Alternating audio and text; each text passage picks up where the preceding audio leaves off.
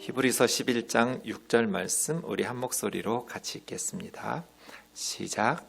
믿음이 없이는 하나님을 기쁘시게 하지 못하나니 하나님께 나아가는 자는 반드시 그가 계신 것과 또한 그가 자기를 찾는 자들에게 상 주시는 이심을 믿어야 할지니라. 아멘. 자리에 앉으셔서 기도하겠습니다.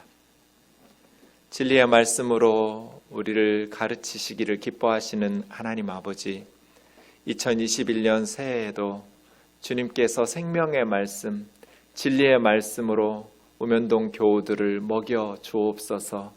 우리 모두에게 마음 눈을 밝히시고 마음의 귀를 열어주셔서 하나님의 진리의 말씀을 보고 듣게 하여 주옵소서. 그 말씀의 씨앗이 우리 삶 속에서 30배, 60배, 100배의 결실을 맺어 주의 자녀들이 말씀의 사람들로 험한 세상을 말씀으로 이기고 승리하게 하시며 믿음으로 살아갈 수 있도록 붙들어 주옵소서. 미련한 종을 주님 손에 맡기옵고 예수님의 이름으로 기도하옵나이다. 아멘. 오늘부터 7주 동안 사도신경을 강의하도록 하겠습니다.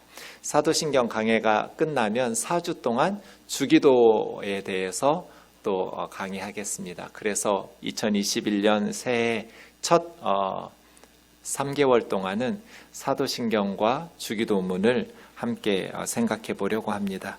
우리가 사도신경이 예배 순서에 있기 때문에 뜻을 정확히 모르고 형식적으로 할 때가 많이 있죠. 그런데 7주 동안 사도신경을 공부하면서 사도신경이 참 중요한 신앙 고백이었구나, 그리고 이러한 뜻을 가지고 있구나 라는 그러한 생각들을 할 수 있었으면 좋겠습니다. 여러분 어떻게 신앙 고백하고 계셨는지 모르겠어요. 바른 신앙 고백은 지적인 깨달음과 마음의 감동이 필요합니다. 이 내용이 무슨 뜻인지 바르게 알아야 되고, 또 그렇게 신앙 고백함으로써 우리의 마음에 감동으로 살아계신 하나님 앞에 신앙 고백하면서 나아가는 것이죠. 그러려면 좀 천천히 하셔야 돼요. 누가 뒤에서 쫓아오는 것도 아닌데 사도신경 주기도문 하는 걸 보면 막 따다다다다다 달려가듯이 그렇게 하고 일어나시는 분들이 많이 있는데, 사실은 사도신경과 주기도문은 천천히 그 뜻을 생각하면서 신앙 고백하고 기도를 할 때 우리의 가슴이 뜨거워지거든요. 네. 종교개혁자 마틴 루터는 십계명과 사도신조를 이렇게 설명합니다. 십계명은 우리가 무엇을 해야 할지를 가르칩니다. 그렇죠? 해라, 하지 마라 하면서 십계명은 우리가 어떻게 살아야 되는지를 가르쳐주죠. 그러나 사도신조, 신경은 우리를 위해서 하나님이 무엇을 하셨고 무엇을 주셨는지를 가르칩니다. 그렇습니다. 그래서 십계명은 그리스도인을 만들지 못해요. 이거 해라, 이거 하지 마라 한다고 해서 그리스도인이 되는 게 아니에요. 그리고 이 십계명의 내용들은 그리스도인들만 그렇게 살아서는 안 되고, 세상 모든 사람들이 부모 공경하고 살인하지 말고 도둑질하지 말고 간음하지 말고 거짓 위증하지 말고 남의 것 탐내지 말고 우상 숭배하지 말며 하나님만 섬기고 그렇게 살아야 맞거든요. 네. 그런데 사도신조는 달라요. 이 사도신경은 바르게 가르치고 배우면 그리스도인을 만들어요. 그래서 신조는 은총으로 우리를 순전하게 만들고 거룩한 길로 인도하고 하나님을 기쁘시게 하는 삶을 살 수 있는 크리스찬으로 만든다. 이것이 마틴 루터의 이야기인데요. 네, 사도신경이 우리로 얼마나 중요한지를 깨우쳐주는 그러한 말입니다. 오늘은 첫 시간이니까 우리가 고백하고 있는 사도신경이 어떻게 만들어지고 어떤 상황 속에서 이런 모습으로 갖추어졌는지, 또 우리가 신앙을 고백한다라는, 우리가 믿는다라고 고백하는 것이 무엇을 의미하는지를 생각해 보려고 합니다. 우선 어떤 분들은 사도신경이라고 말하고, 좀 전에 루터도 말했지만 어떤 분들은 사도신조 이렇게 번역한단 말이에요. 신경과 신조의 차이는 무엇인가? 같은 의미인데요, 조금 어감의 차이가 있어요. 우리는 사도신경 이렇게 익숙한데 루터교나 어떤 교단들을 보면 사도신조라고만 하거든요. 그런 사도 신조를 이렇게 주장하는 분들의 의도는 신경이라는 것은 우리 신앙의 최고 규범은 성경 하나만이다. 그래서 경이라는 것은 성경에만 사용하고 그 외에 아무리 사도 신조들이 성경의 가르침에서 도출되었다 할지라도 여러 규범들 중에 하나라는 의미로 성경과는 약간 차등을 두어서 오직 최고 규범인 성경에만 경을 사용하고 싶어서 사도 신조 이렇게 부른다. 의미가 있죠? 이해할 수 있어요. 그 마음을. 그러나 사도 신경이라고 말하는 분들은 우리가 성경의 최고 권위를 당연히 인정하고 존중하지만 우리가 고백하는 이 사도신경이 성경의 가르침과 일치하기 때문에 성경에서 도출된 진리이기 때문에 사도신경 이렇게 부른다라고 주장하는 것이거든요. 그래서 신조라고 하든지 신경이라고 하든지 큰 의미는 없을 것 같습니다. 그럼 왜 사도신조, 사도신경이라고 말하는가? 이 사도신경 우리가 고백하는 내용들이 예수님의 12사도가 만든 것인가? 그렇지는 않습니다. 사도들이 만들어서 사도신경이라고 부르는 것이 아니라 사도들의 가르침을 요약해 놓고 있기 때문에 사도신경이라고 부르는 것입니다. 사용된 신경의 내용이나 문체나 단어들이 사도들의 것이기 때문에 사도신경이라고 부르는 것이지 이 신앙 고백서를 12사도가 만든 것은 아닙니다. 신조, 신경이라고 부르기도 하지만 초대교회로부터 상징, 심볼 혹은 휘장, 배지라고 부르기도 했습니다. 우리가 전쟁터에 나가보면 휘장, 깃발이 그 사람이 어느 부대의 소속인지를 보여주잖아요. 이 신앙 고백이야말로 우리가 어디에 소속된 사람들인지를 보여주는 그러한 상징과 휘장이라고 설명해 주는 것이죠. 여러분, 이단과 우리의 차이점이 뭐가 달라서 이단이라고 하고 정통이라고 말해요? 신앙 고백이 다른 거거든요. 신천지 같은 이단들은 사도신경 절대로 외우지 않아요. 고백하지 않아요. 그러니까 이단과 우리가 다른 것은 신앙 고백이 다른 거예요. 믿는 바가 다르죠. 신경이라는 것은 믿는 것을 요약해서 정리한 걸 신경이라고 하잖아요. 믿을 신자니까요. 믿는 내용이 달라요. 그래서 사도신경은 우리가 어디에 소속되어 있고 우리가 어떤 사람들인지를 보여주는 상징과도 같죠. 사도신경이 지금의 형태로 만들어진 과정을 보시면 우선 신약성경에 보면 신앙 고백들이 나와요. 아주 짧게 나오죠. 예수님에 대한 신앙 고백이 주요 그리스도라고 말합니다. 그래서 주 예수 그리스도 이렇게 신앙 고백이죠. 예수님을 부르는 호칭 자체가 엄청나게 중요한 신앙 고백입니다. 예수는 누구신가? 주님이십니다. 메시아, 그리스도이십니다. 이런 신앙 고백이죠. 그런데 이제 시간이 흐르면서 신앙 고백이 좀 더 구체적으로 확대되기 시작합니다. 한 150년경으로 추정되는 로마 신경이 처음으로 나옵니다. 그러면서 우리가 믿는 신앙의 내용들이 무엇인지, 특별히 이제 막 기독교로 입문하려고 하는 사람들에게 신앙 교육을 할 때 질문 형태로 사용합니다. 그대는 전능하사 천지를 만드신 하나님 아버지를 믿습니까? 예, 나는 그 하나님 아버지를 믿습니다. 하며 설명해주고, 당신은 우리 주 예수 그리스도를 믿습니까? 예, 나는 우리 주 예수 그리스도를 믿습니다. 그분이 어떻게 태어나시고 어떤 분이시고 어떻게 고난받아 죽으시고 부활하시고 승천하시고 다시 오실 것을 믿습니다. 나는 성령을 믿습니다. 이렇게 특별히 초대교회에서는 세례를 굉장히 중요하게 여겼는데요. 세례를 받기 전에 교육할 때 이러한 질문 형태로 만들어져 오던 것이 4세기경에는 이제 질문 형태가 아니라 지금 우리가 하듯이 고백형의 형태로 신조들이 만들어졌고 7세기, 8세기를 거치면서 신조들 간의 차이점들이 이 사도신경 간의 차이점들이 제거되면서 지금의 모습으로 정착되기 시작한 것입니다. 그러니까 사도신경은 사도들이 만든 게 아니에요. 사도들의 가르침을 탁월하게 요약해 놓았고 기독교 신앙의 핵심을 신앙 고백 형태로 만들어 놓은 거예요. 그래서 특별히 사도신경이 최초의 신앙 고백서이고 가장 단순하고 짧은 신앙 고백서예요. 이제 이렇게 신앙 고백하면서 교회들이 성장해 가기 시작할 때 이단들의 거짓된 교리들이 교회를 위협하기 시작합니다.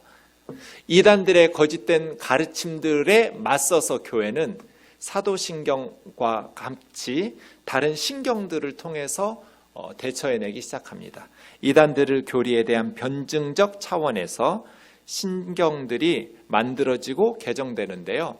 여러 회의를 통해서 논의한 결과가 신앙 고백서들로 나오기 시작하는데 325년에 니케아에서 회의한 니케아 회의의 결과로 니케아 신경이 만들어집니다. 이 4세기 중반 초중반에는 아리우스 논쟁이 이루어져서 예수님의 신성에 대한 의구심을 제기하기 시작합니다. 이단이죠. 예수님은 성부 하나님보다는 열등한 피조물, 하나님이신데 성부 하나님과 동등한 신성을 가지고 계신 분이 아니다. 이런 아리우스파의 이단적 가르침에 대항하기 위해서 예수님의 신성을 강조하는 니케아 신조가 만들어집니다. 이 니케아 신조는 381년 콘스탄티노플 회의를 통해서 개정됩니다. 그래서 지금은 니케아 콘스탄티노플 신경 이렇게 부릅니다. 줄여서 니케아 신조, 니케아 신경이라고 부르기도 하는데 325년에 만들어졌던 예수님의 신성을 강조하기 위한 니케아 신정이 381년 콘스탄티노플 회의를 통해서 재개정되면서 지금의 형태로 남아 있습니다. 지금 우리나라는 니케아 신조로 예배드리는 교회는 제가 알기로는 경동교회가 있습니다. 다른 교회들은 니케아 신조로 신앙 고백하지를 않는데 서구의 전통은 보통은 지금 우리와 같이 사도신경으로 신앙 고백하면서 예배를 드리되 절기 때 부활절이나 성탄절이나 이럴 때에는 니케아 신조로 신앙 고백을 하는 전통들이 있는 교회들이 많습니다. 잠시 후에 살펴보겠지만 니케아 콘스탄티노플 신경은 예수님의 신성과 성령에 대해서 좀 더 강조하고 있는, 그러니까 강조되니까 사도신조보다 좀 내용이 길어지겠죠? 그런 설명이 있습니다. 에베소 회의도 있었고요. 칼케돈 회의도 있었습니다. 그래서 칼케돈 신경도 나왔고요. 그 다음에 5세기 경에는 400년 중반 경에는 삼위일체 논쟁이 일어납니다.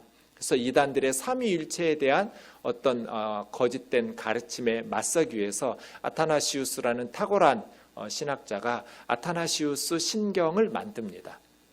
이렇게 신경이라는 것은 사도신경이 첫 번째로 만들어졌고 가장 단순한 형태의 신앙 고백서이면서 성도들에게 이단들에게 대처하면서 바른 교훈, 바른 신앙 고백을 할 수 있도록 가르치는 역할들을 해왔었는데 후대로 갈수록 여러 이단들의 공격들이 교회를 위협할 때 회의를 통해서 사도신경과 같은 그러한 신경들을 만들어냄으로써 바른 진리를 지켜내기 위해서 신조들이 다양하게 몇 개가 더 만들어집니다. 말씀드린 니케아 신조, 니케아 콘스탄티노플 신경을 좀 읽어보겠습니다. 우리는 한 분이신 성부 하나님을 믿습니다. 그분은 전능하셔서 하늘과 땅과 이 세상에 보이고 보이지 않는 모든 것을 지으셨습니다. 우리는 한 분이신 주 예수 그리스도를 믿습니다. 그분은 모든 시간 이전에 성부에게서 나신 하나님의 독생자이십니다. 그분은 하나님에게서 나신 참 하나님이시요 빛에서 나신 빛이시요 참 하나님에게 나신 참 하나님이시며 성부와 같은 분으로 나음과 지음 받은 분이 아닙니다. 오히려 그분을 통해서 만물이 지음을 받았습니다. 그분은 우리와 우리의 구원을 위하여 하늘로부터 내려오시어 성령의 능력으로 동정녀 마리아에게서 태어나 참 인간이 되셨습니다. 우리 때문에 본디오 빌라도 치하에서 십자가형을 받아 죽임을 당하고 묻히셨으나 성경의 말씀대로 사흘 만에 부활하셨습니다. 그분은 하늘에 올라 성부 오른편에 앉아 계십니다. 그분은 산 이와 죽은 이를 심판하러 영광 가운데 다시 오실 것입니다. 그리고 그분의 나라는 끝이 없을 것입니다. 우리는 주님이시며 생명을 주시는 성령을 믿습니다. 성령은 성부로부터 나오시어 성부와 성자와 더불어 예배와 영광을 받으시고 예언자들을 통하여 말씀하고 계십니다. 우리는 하나이고 거룩하며 보편적이고 사도적인 교회를 믿습니다. 우리는 죄를 용서하는 한 세례를 믿습니다. 우리는 죽은 이들의 부활과 오고 있는 세계에서 살게 될 것을 믿습니다. 아멘. 이것이 니케아 신조입니다. 우리는 성령을 믿습니다 하고 짧게 끝나는데 니케아 콘스탄티노플 신경에는 성령에 대해서 좀 길죠. 그리고 예수님에 대해서 사도신경과 비슷하면서도 참 하나님이시라는 신성을 강조하고 있죠. 아리우스의 예수님의 위격에 대한, 예수님은 성부 하나님보다 열등한 하나님이라는 그러한 이단의 가르침에 맞서기 위해서 이런 신경들을 교회에서 가르치게 된 것입니다. 아타나시우스 신경을 좀 읽어보겠습니다. 삼위일체 교리를 옹호하기 위해서 만든데요. 우리 사도신경은 12개 항목으로 이루어져 있는데 아타나시우스 신경은 44개, 한 4배 정도 길죠. 이렇게 삼위일체에 대해서 강조하면서 신경들이 만들어집니다. 구원을 받기 원하는 자는 누구든지 무엇보다 보편적인 믿음을 소유해야 합니다. 누구라도 이 믿음을 온전하고 순수하게 보존하지 않는다면 의심의 여지 없이 영원토록 멸망받을 것입니다. 보편적인 믿음이란 다음과 같습니다. 우리는 삼위로 계시는 한 분 하나님, 일체이신 삼위를 예배하되 그 위격들을 섞지 않으며 그 본질을 나누지 않습니다. 왜냐하면 성부께서 한 위격이시고 성자께서 한 위격이시며 성령께서 한 위격이시기 때문입니다. 그러나 성부와 성자와 성령은 다 한 하나님이시고 그 영광은 동등하시며 위엄도 다 함께 영원하십니다. 성부께서 계신 것 같이 성자께서도 그렇게 계시며 성령께서도 그렇게 계십니다. 성부께서는 창조되지 않으셨고 성자께서도 창조되지 않으셨으며 성령께서도 창조되지 않으셨습니다. 성부께서는 무한하시고 성자께서도 무한하시며 성령께서도 무한하십니다. 성부께서는 영원하시고 성자께서도 영원하시며 성령께서도 영원하십니다. 그러나 영원하신 세 분 하나님이 아니라 영원하신 한 분 하나님이십니다. 마찬가지로 창조되지 않은 무한한 세 분 하나님이 아니라 창조되지 않은 무한한 한 분 하나님이십니다. 마찬가지로 성부께서는 전능하시고 성자께서도 전능하시며 성령께서도 전능하십니다.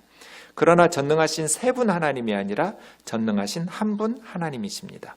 성부께서는 하나님이시고 성자께서도 하나님이시며 성령께서도 하나님이십니다.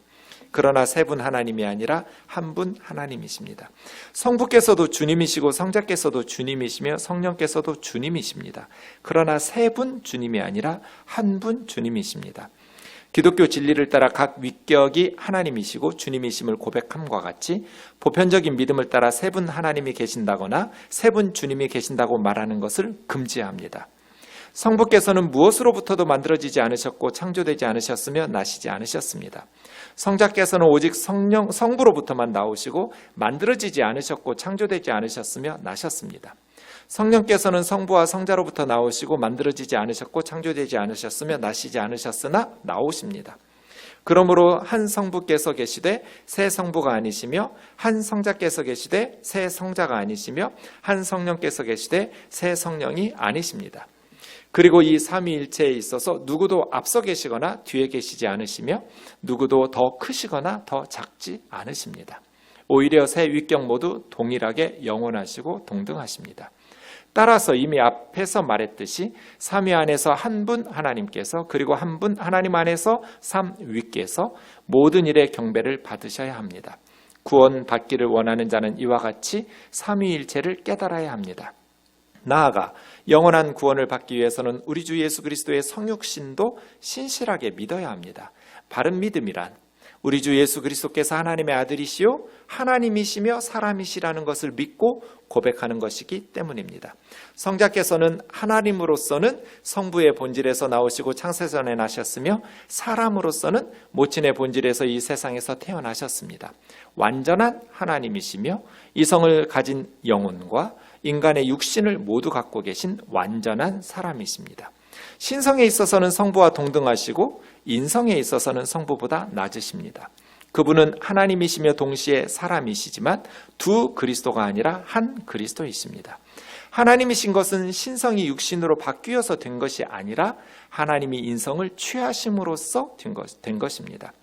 온전히 하나이신 것은 본질의 혼합에 의해서가 아니라 위격의 일체성에 의해서 된 것입니다. 이성을 가진 영혼과 인간의 육신이 한 사람을 이루고 있는 것처럼 하나님이시요 사람이신 한 그리스도이십니다.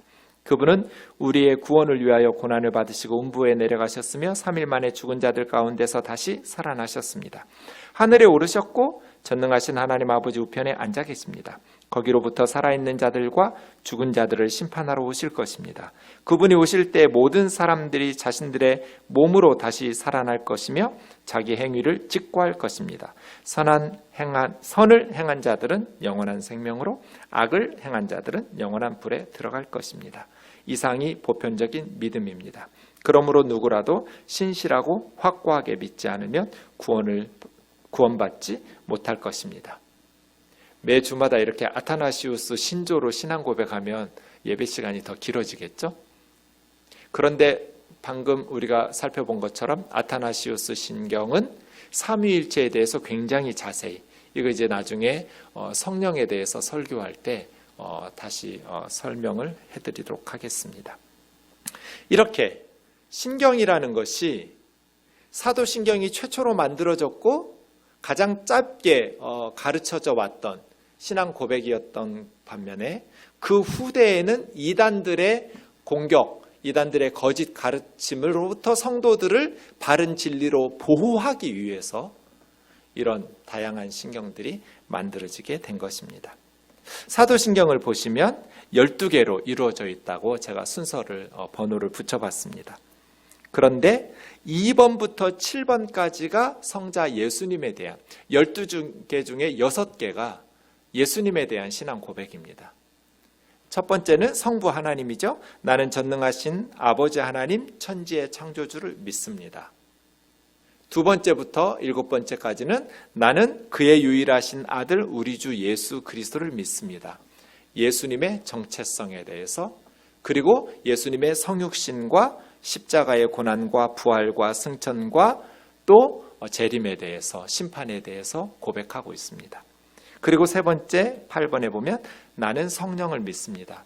그러니까 사도신경은 성부, 성자, 성령에 대한 신앙 고백이고, 그 이후에 9번부터 12번까지는 교회, 성도의 코이노니아, 교제, 죄 용서, 또 몸의 부활, 영생에 대한 고백으로 이루어져 있습니다.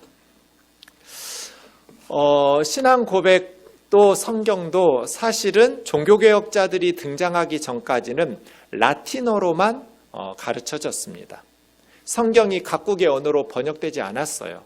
로마 제국의 공용어인 라틴어로만 중세시대 1000년 이상 동안 성경은 교회에서 가르쳐졌죠. 당연히 사도신경도 라틴어로 가르쳐지고 암송되었습니다. 이것을 이제 종교개혁자들이 성경을 각 국의 언어로, 루터가 독일어로, 그리고 영어로, 프랑스어로, 스페인어로 각국의 종교개혁자들이 성경을 번역하기 시작하면서 사도신경도 각국의 언어로 번역되기 시작했겠죠. 그래서 사도신경은 라틴어로 보아야 되는 것이죠. 라틴어로 된 사도신경은 크레도 인 이렇게 시작합니다. 라틴어는 생략이 많습니다. 생략할 수 있는 단어는 굳이 반복하지 않고 생략해버려요. 크레도라는 동사만으로 나는 이라는 말이 들어있어요. 뒤에 바뀌어서 동사 뒤에 어미를 변화시켜가면서 동사 하나만 써도 내가 믿는지 네가 믿는지 우리가 믿는지 그들이 믿는지 다 알 수 있어요. 그래서 굳이 주어를 쓰지 않아도 돼요. 근데 번역하다 보니까 우리는 주어를 써서 나는 믿습니다 이렇게 썼겠죠. 원문은 그냥 동사 하나만 크레도예요. 이 속에 나는 믿습니다 이렇게 되어 있죠. 그런데 사도신경에 보니까 크레도라는 말이, 앞으로 다시요 화면, 2번 나와요. 우리 한글 성경은 믿습니다라는 말이 4번 나와요. 성부, 성자, 성령에 대해서, 그리고 맨 끝에 영생을 믿습니다 하고 아멘 하고 4번 나오는데, 원문에 믿는다는 동사인 크레도는 2번만 나와요. 성부 하나님을 고백하는 첫 문장이 크레도인 하면서 처음 나왔고요. 그 다음에 at라는 것이 영어로 하면 and거든요. 두 번째 줄. 라틴어는 그냥 콩글리시처럼 읽으면 정확한 발음이에요. 그냥 그대로 읽으시면 돼요. 그래서 크레도 인 데움 하듯이 at 하고 나서 제가 크레도를 넣었는데 원문에는 없어요. 괄호를 쳤어요. 그래서 라틴어는 생략할 수 있으면 다 생략한다고 그랬잖아요. 그래서 크레도인 하고 나와야 돼. 크레도인 예숨 크리스툼 이렇게 나와야 되는데 예수 그리스도를 나는 믿습니다 할 때 앞에 성부 하나님 크레도인 데움 했을 때 했기 때문에 그냥 크레도를 생략하면서 인도 생략하면 되는데 인은 일부러 집어넣은 거예요. 그 다음에 두 번째 성자 예수님에 대한 고백이 길어졌기 때문에 그 다음에 성령님에 대해서 고백할 때 크레도인을 써주지 않으면 그것마저 생략해버리면 문장이 너무 어려워져서 다시 크레도인 하면서 성령, 스피리툼 하면서 성령을 나는 믿습니다. 이렇게 고백한 거예요. 그렇게 내용적으로 보면 인을 집어넣어서 크레도인이 성부, 성자, 성령에만 쓰였어요.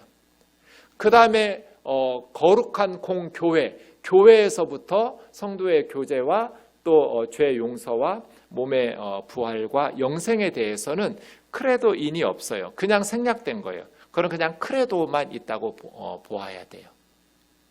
지금 제가 크레도와 크레도인에 대해서 설명하고 있어요. 사실은 크레도라는 동사는 인이라는 전치사가 안 나와도 돼요. 이제 다음 화면 넘겨주시면 그냥 크레도 데움 해도 되거든요.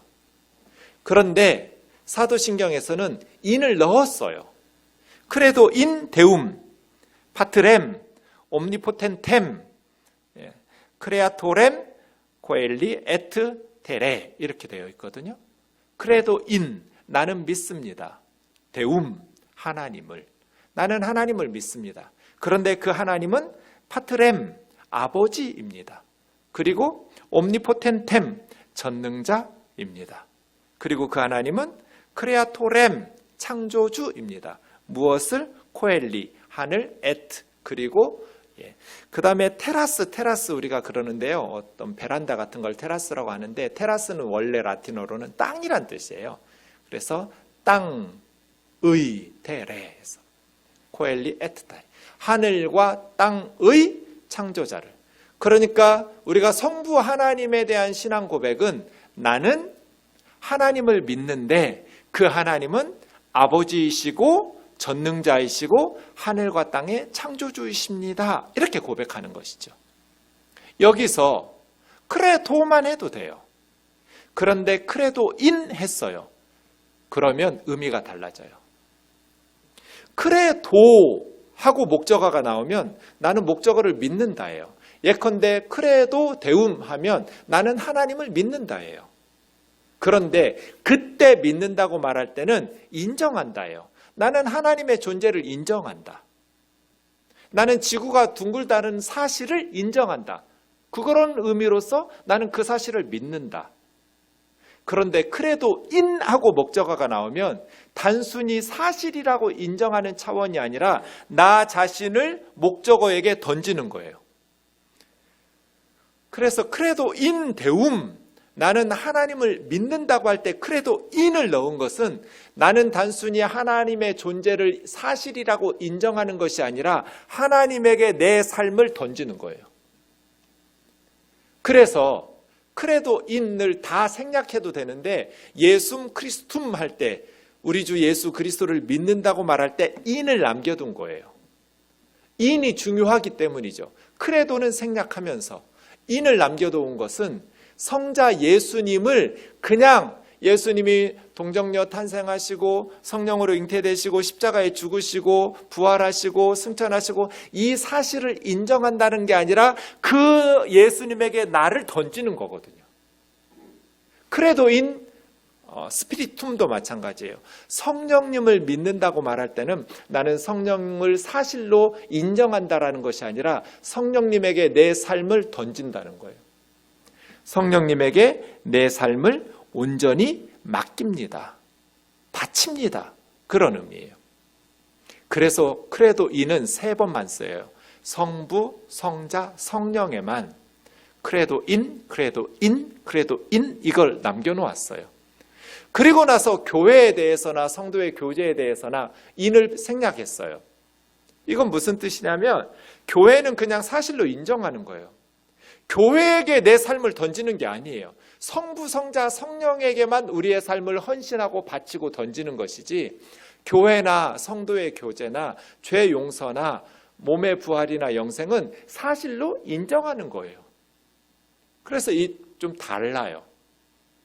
성부, 성자, 성령 삼위일체 하나님에게는 우리 자신을 바칩니다. 우리 자신을 던집니다. 그러나 교회에게 인생을 바치거나 성도의 교제에 목숨 걸거나 거기에다가 우리의 자신을 던지거나 헌신하거나 희생하지는 않아요. 그냥 그건 사실로 진리로 인정하고 받아들이고 그런 의미로 그냥 크레도예요. 이런 차이가 있어요. 우리 아이가 갓난아이였을 때 이제 막 걸음마도 배우기 전에 혹은 막 걸음마를 배울 때 이제 막 엄마 아빠 하기 시작했을 때 갑자기 이 아이에게 신기하고 재밌는 일이 생겼어요. 올라가기 시작한 거예요. 바닥에서 제대로 걷지도 못하는 아이가 어떻게 했는지 신기하리만큼 놀랍게 팔로 의자를 딛고 또 책상 위로 올라가는 거예요. 어느 날부터 또 새로운 놀이가 아이에게 생겼어요. 제가 일하고 있으면 아이가 갑자기 높은 곳에 올라가서 아빠를 불러요. 아빠! 하고 제가 아이를 쳐다보면 그냥 망설임 없이 저에게 온몸을 던져요. 뛰어내려요. 제가 얼마나 놀랬겠어요. 이 어린애가 다칠까 봐. 근데 그 놀라는 아빠의 모습이 이 아이에게는 재밌었나 봐요. 그 뒤로 계속 이런 장난을 하는 거예요. 은준아 위험해. 하지마 하지마. 큰일 나. 해도 아이는 말을 듣지 않았어요. 나중에는 책장으로 올라갔어요. 어떻게 올라갔는지 지금도 미스터리예요. 자기 혼자 책장을 높은 곳까지 올라가서 갑자기 아빠를 불러요. 아빠 부르고 제가 쳐다보면 보자마자 몸을 던져요. 이게 크레도인이에요. 우리 아빠는 뭐든지 할 수 있다고 그냥 지적인 동의가 아니에요. 그렇게 믿는 사실로 인정하는 게 아니라 우리 아빠는 나를 안전하게 받아줄 수 있다고 믿기 때문에 자기 몸을 던져버리는 거예요. 우리가 신앙 고백할 때는 하나님은 이런 분이고 예수님 이런 분이고 성령님은 이런 분이라고 사실이라고 인정하는 게 아니라 우리가 신앙 고백할 때마다 우리의 전 존재를 성부, 성자, 성령님께 던지는 거예요. 하나님 2021년 내 삶을 하나님에게 던집니다. 왜? 내가 믿는 하나님은 나의 아버지니까. 나의 아버지 하나님은 전능하신 분이고 하늘과 땅을 창조하신 분이고 그의 유일하신 아들 예수 그리스도를 내 죄를 위해서 세상에 보내주신 분이니까. 나는 아버지를 믿습니다. 나는 세상의 그 어떤 사람이나 권력이나 물질을 믿고 의지하면서 살아가지 않습니다. 나는 성부, 성자, 성령 하나님에게 내 삶을 던집니다. 이게 크레도인이에요. 우리가 신앙 고백할 때마다 하나님에게 우리 자신을 던지는 거예요. 그래서 신앙 고백은 가슴이 뜨거워지는, 우리가 누군가를 사랑한다면 그 사람을 위해서 사랑하는 우리 아들과 딸을 대신 내어줄 부모가 어디 있어요? 이 세상에 아무도 없어요. 아무리 그 사람이 훌륭하다고 해도 내 아들과 딸을 대신 죽으라고 내주는 부모는 없어요. 그런데 우리가 고백하는 하나님이 우리를 위해서 무엇을 하셨는지, 하나님은 어떤 분인지 이 신앙 고백서에는 뭘 담고 있어요? 아버지 하나님이 죄인인 우리를 위해서 독생자 예수 그리스도를 보내어 주셨음을 고백하고 있어요. 몇 년 전에 일본의 취객이 지하철에 떨어졌을 때 그 술 취한 취객을 건져내고 대신 목숨을 바친 한국 유학생이 있었어요. 이수연이라고.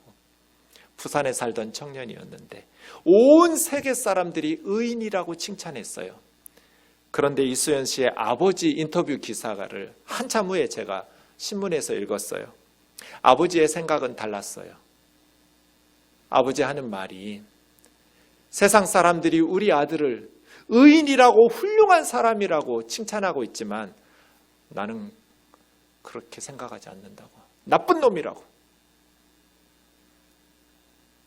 나는 몹쓸 짓을 하더라도 아비 앞에서 사는 아들이 훌륭하다고 생각한다고. 술 취한 사람 살려내고 아비 앞에서 죽는 아들, 그 이후로 나는 지옥에서 사는 것 같았다. 이게 부모잖아요. 세상 사람들이 아무리 훌륭한 사람이라고 위대한 일을 했다고 칭찬을 해도 사랑하는 아들을 죽음에 내어주는 그런 아비와 어미는 없어요. 그런데 우리가 신앙 고백하고 있는 사도신경은 뭘 담고 있어요? 그 아버지의 사랑을 담고 있어요.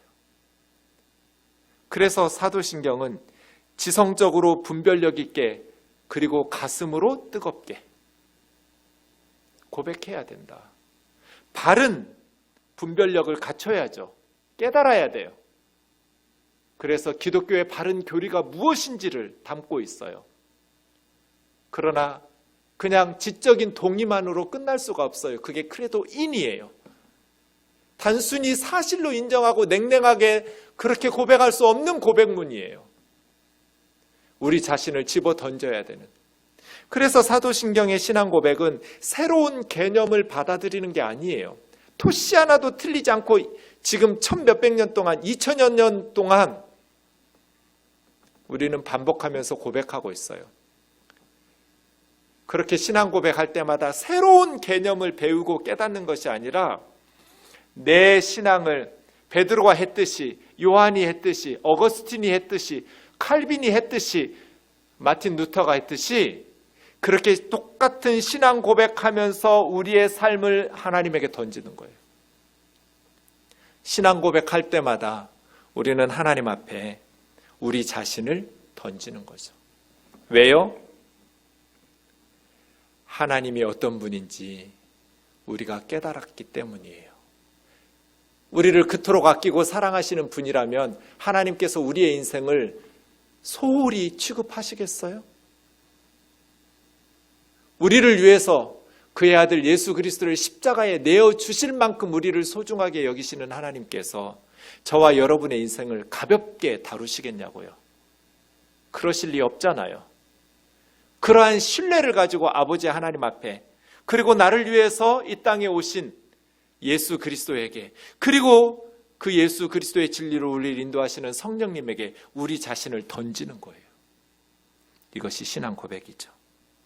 단순한 지적 동의가 아니라 전인격적인 응답이에요. 우리 우면로 교회에서 사도신경으로 신앙 고백할 때마다 매 순간 우리를 그 신앙 고백을 통해서 하나님에게 던지는, 하나님 내 삶을 맡아주세요. 하나님 내 인생을 인도해 주세요. 하나님 연약한 내 인생, 그 세상에 어떤 것도 믿고 살아갈 수 없는 험한 이 세상을 하나님에게 던지오니 하나님 내 삶을 인도해 주세요 라고 고백하면서 그 하나님이 어떤 분이신지, 그 삼위일체 하나님께서 우리를 위해서 무엇을 하셨는지, 그리고 지금 무엇을 하고 계신지를 고백하면서 가슴 벅찬 신앙 고백들을 주님 앞에 올릴 수 있기를 주의 이름으로 축원합니다. 알리스터 맥그레스의 이야기를 보겠습니다. 당신이 폐혈증에 걸렸다고 해보자. 페니실린은 이 병을 치료할 수 있는 항생제다. 그러나 페니실린이 이 병의 치료제라는 믿음만으로는 고침을 받기에 충분하지 않다. 당신이 실제로 회복되기 위해서는 그 항생제를 직접 복용해야 한다. 복음도 마찬가지다. 폐혈증에 걸렸어요. 페니실린이라는 항생제를 먹으면 고칠 수 있다는 걸 믿어요. 그런데 먹지 않으면 어떻게 될까요? 아무 의미도 없어요. 복음도 마찬가지다. 복음이 우리 삶을 변화시킬 수 있다고 믿는 것과, 복음을 믿으면 내가 하늘의 평안을 누린다, 하나님의 자녀의 권세를 맛본다, 그렇게 믿는 것과 실제로 그 일을 행하도록 우리의 삶을 복음에 던지는 것은 분명히 차이점이 있어요. 크레도인, 하나님의 복음 사도신경은 단순한 사실로 진리로 인정하고 고백하고 끝나는 게 아니에요. 우리 삶을 그 신앙 고백에 던지는 거예요. 그러면 하나님께서 우리의 삶을 만들어 가시기 시작할 거예요. 우리의 마음을 만지기 시작할 거예요. 세상 살이가 얼마나 두렵고 예상치 못한 일들이 많이 발생해요. 코로나를 우리가 상상이나 했을까요? 하지만 그 어떤 상황에서도 우리 삶을 성부, 성자, 성령 하나님 앞에 던지면 하나님께서 우리의 마음을 다스리시고 인도하시고 평강의 평강으로 인도하시고 어려움 속에서도 피할 길 주시고 환난 속에서도 평강을 누리며 담대하게 살아갈 수 있는 하나님의 자녀의 놀라운 복음의 축복을 누리게 하실 거예요. 던져야 돼요. 끊임없이 고백하면서 우리의 삶을, 우리의 인생의 모든 것들을 하나님 앞에 던져야 돼요. 우리 아이들을 던져야 되고 우리 가정을 던져야 되고 교회를 던져야 되고 우리나라를 하나님 앞에 던져야 돼요. 그것이 크레도인이죠. 그러면 하나님께서 인도하시죠. 오늘 말씀, 믿음이 없이는 하나님을 기쁘시게 할 수 없나니, 맞죠? 계속 의심하고 불신하는데 어떻게 기뻐할 수 있어요, 그 사람을? 하나님은 어떨까요? 돈은 믿어요. 권력은 믿어요. 그런데 하나님은 못 믿어요. 그런 사람을 하나님께서 어떻게 기뻐하실 수 있어요? 저는 믿을 만한 아빠가 아니에요. 여러분 지금 생각해도 가슴이 심장이 벌렁거려요. 얼마나 놀랐는지 몰라요. 아들이 내 이름 부르고 아빠 하고 뛰어버려요. 그 어린아이가. 삐끗 잘못해서 놓치기라도 하면 큰 부상이 일어날 거잖아요. 그런데 지금도 생각하면 아빠 하고 뛰었던 그 아들을 생각하면 너무 행복해요. 누군가에게 믿음을 받는다는 거 참 행복한 일이에요. 우리는 믿을 만한 존재가 아닌데도 그래요. 그런데 하나님은 믿을 만한 분이잖아요. 우리에게 보여주셨잖아요. 우리 아버지 하나님이 어떤 분이신지. 우리의 삶을 통째로 맡겼을 때 절대로 후회하지 않을, 믿음이 없이는 하나님을 기쁘시게 할 수 없어요. 반대로 하나님을 믿고 신뢰하는 자는 하나님을 기쁘시게 할 수 있어요.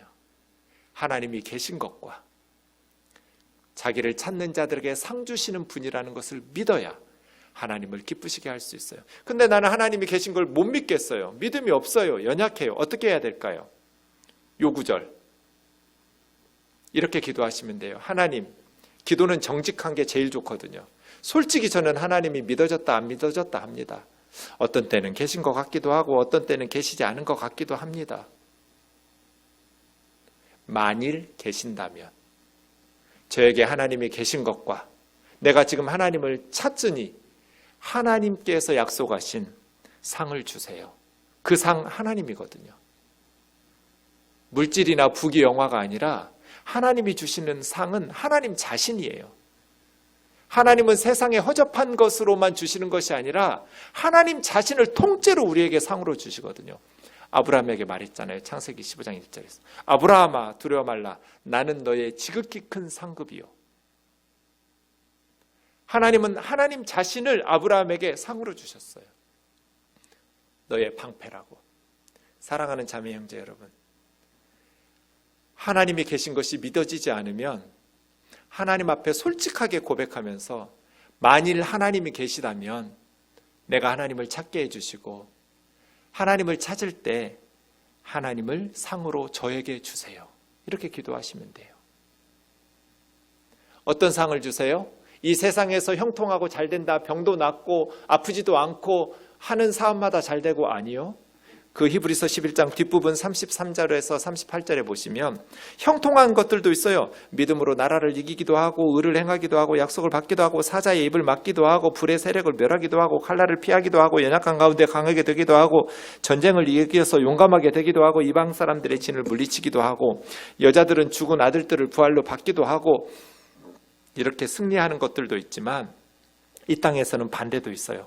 어떤 이들은 더 좋은 부활을 얻고자 하여 심한 고문을 받되 구차 잎을 연하기를 원하지 아니하였으며 어떤 이들은 조롱과 채찍질뿐 아니라 결박과 옥에 갇히는 시련도 받았으며 돌로 치는 것과 톱으로 켜서 죽임당하는 이사야처럼 말이에요. 그런 순교도 당했으며 시험과 칼로 죽임을 당하고 염소와 양의 가죽을 입고 유리하며 궁핍과 환난과 학대를 받았으니 믿음으로 산다고 해서 그래도 한다고 해서 항상 세상에서 형통하진 않아요. 암에 걸리기도 하고 사업이 망하기도 하고 대학에 떨어지기도 해요. 그럼에도 불구하고 하나님을 찾는 자들에게, 믿는 자들에게 반드시 상 주세요. 어떤 상이에요? 아직 우리가 시상식이 이 세상에서는 끝나지 않아요. 진짜 하나님의 시상식은 천국에서 이루어질 거거든요. 요한계시록 14장 13절에 있는 것처럼 주 안에서 죽은 자들이 복이 있도다. 아직 시상식이 안 열렸어요. 이 세상에서 아무리 좋은 것 받아도 아직 우리가 받아야 할 상이 끝난 게 아니에요. 진짜 시상식은 죽은 후에 주님 앞에 가서예요. 그래서 디모데후서 4장 7, 8절에서 사도 바울은 내가 믿음을 지켰다. 그래도 한 거예요. 바울은 성부, 성자, 성령 하나님 앞에 자신의 삶을 완전히 던졌어요. 믿음을 지켰으니 이제 후로는 나를 위하여 의의 면류관이 예배되었습니다. 바울은 칼로 목이 달아났어요. 순교를 당했죠. 세상에서 상 못 받았어요. 그런데 주님 앞에 가서 의의 면류관을 받을 것을 확신하고 있어요. 이것이 자기를 찾는 자들에게 상 주시는 하나님의 말씀의 약속이죠. 반드시 하나님 앞에서 상 받는 사람이 있고 벌 받는 사람이 있을 거예요. 바울뿐 아니라 나뿐 아니라 주의 나타나심을 사모하는 모든 자에게 의의 면류관을 주실 것이다. 여러분, 우리가 잠들었다가 눈을 떴는데 뭔가 처음 보는 분위기고 이상한 곳에 왔다 싶으면 죽은 거예요. 그 죽은 후에 우리가 첫 눈을 떴을 때 우리 눈앞에 누가 나타나야 돼요? 주께서, 예수님이 나타나셔야 돼요. 만약에 부처님이 나타나시면 우린 망한 거예요. 주의 나타나심을 사모하는 모든 자에게도니라. 죽은 후에 우리 주님이 우리 눈앞에 나타나심을 기다리고 사모하면서 이 세상에서 박해를 당하고 초대교회에 무시무시한 순교를 당하는 그러한 믿음의 사람들, 하나님을 찾았던 사람들이 하나님이 반드시 상 주신다라는 것을, 의의 면류관을 준비하고 들고 서 계신다라는 것을, 그리고 시상식에서 우리 이름을 부른다는 것을, 정준경 앞으로 나와라, 베드로야 나와라, 바울아 이리 와, 애썼다, 착하고 충성된 종이라고 의의 면류관을 받으라고 우리의 이름 불러주실 것을 사모하는 자들에게 하나님은 반드시 상을 주실 것이다.